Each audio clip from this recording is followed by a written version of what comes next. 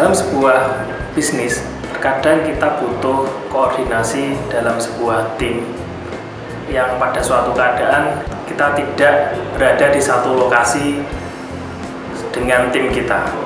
Nah, kali ini saya akan sharing sedikit tips bagaimana kita memanfaatkan sebuah tools yang bisa memudahkan dan memecahkan masalah tersebut. Supaya mendapatkan materi TDA yang lain, jangan lupa klik subscribe channel TDA TV.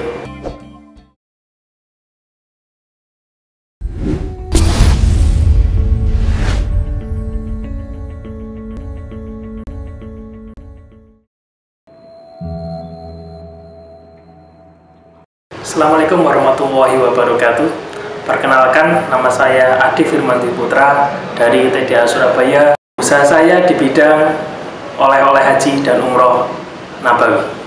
Di sini kita akan menggunakan aplikasi Trello, dan aplikasi Trello ini bisa kita dapatkan dengan mudah dengan cara download di Play Store. Silakan teman-teman download, cari di Play Store dengan kata-kata Trello, Trello.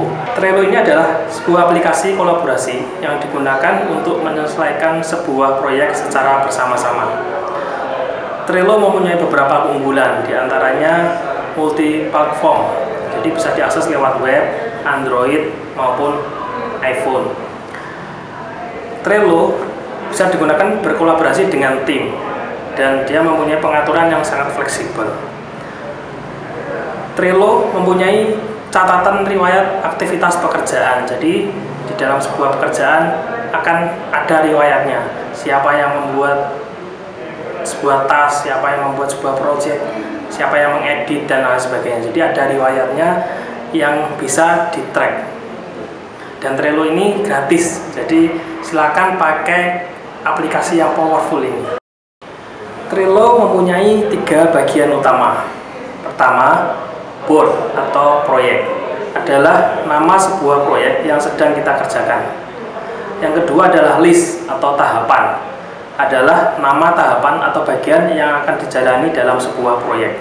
Dan yang bagian ketiga adalah card atau pekerjaan, yaitu sebuah detail pekerjaan yang sedang dikerjakan.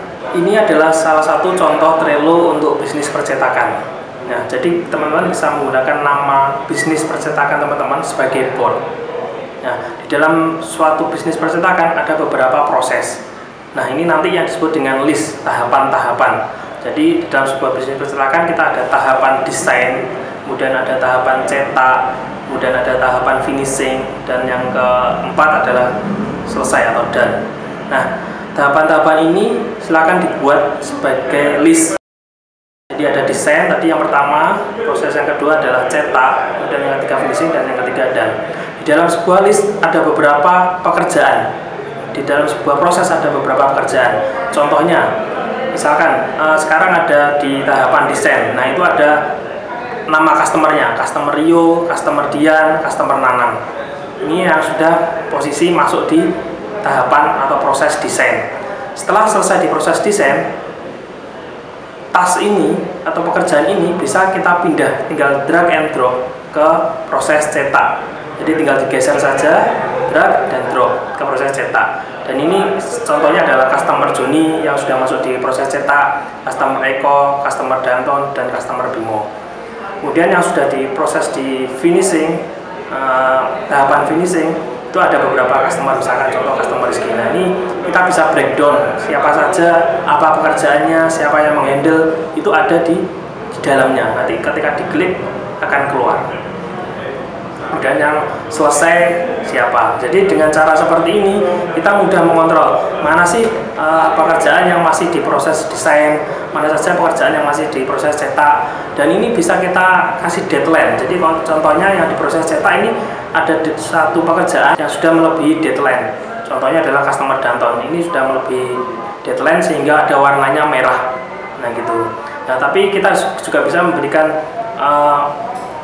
keterangan bahwa ini sudah sesuai deadline. Jadi yang ada di label hijau dan yang di label kuning ini sudah warning, jadi jangan sampai terlambat.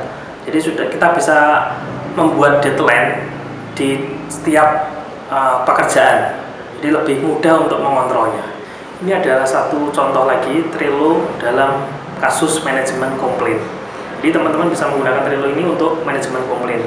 Dan saya menggunakan Trello ini salah satunya adalah untuk manajemen komplain. Itu ada beberapa proses. Yang pertama adalah proses ketika komplain itu baru masuk.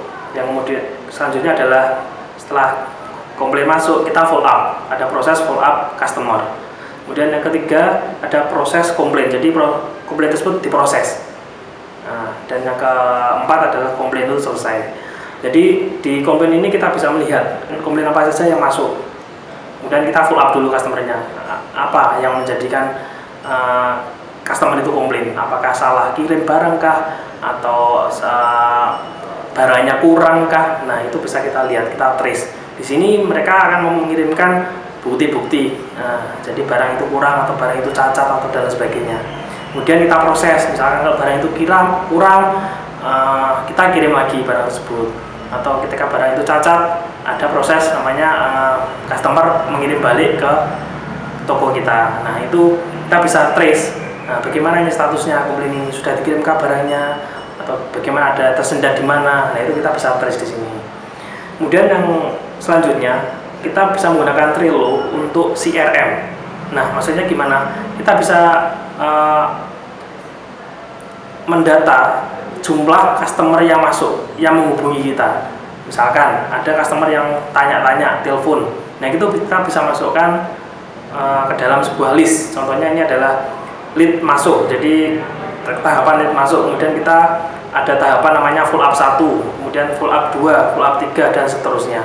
Jadi teman-teman bisa kontrol siapa saja yang lead hari ini yang sudah masuk. Kemudian lead ini ketika sudah masuk, besoknya sudah di follow up atau belum. Ini kelihatan semuanya nanti. Jadi teman-teman bisa cek. Bahkan ini bisa kolaborasi dengan tim sales yang lain. Jadi ini ada bagian yang follow up 1, ada bagian yang follow up 2 dan seterusnya sampai customer tersebut deal atau nggak jadi beli, kan gitu. Kemudian yang terakhir adalah contoh Trello untuk marketing. Ya, teman-teman bisa lihat sini ada beberapa tahapan. Kalau di tempat saya ketika marketing itu ada namanya foto produk, proses foto produk atau video produk. Kemudian proses untuk upload ke marketplace. Kemudian yang ketiga upload ke website dan yang keempat upload ke YouTube. Nah, ini bisa kita bagi. Jadi ketika ada produk baru, misalkan kaos kaki wudhu, ini proses foto produk. Selanjutnya kita bisa geser ke upload ke marketplace dan seterusnya sampai selesai. Kita bisa mengawasi itu semua tanpa kita harus hadir di lokasi tersebut. Misalkan kita lagi keluar kota, lagi keluar negeri, lagi umroh, kita masih bisa menghandle semua. Kita bisa memonitor kerjaan tim kita sudah sampai mana, apakah ada yang deadlock, apakah ada yang tersendat di posisi mana, kita bisa trace. Jadi dengan aplikasi Trello ini memudahkan kita untuk memonitor, memudahkan kita untuk koordinasi dengan tim kita. Demikian sharing dari saya, mudah-mudahan bermanfaat. Wassalamualaikum warahmatullahi wabarakatuh. Salam kolaborasi untuk negeri.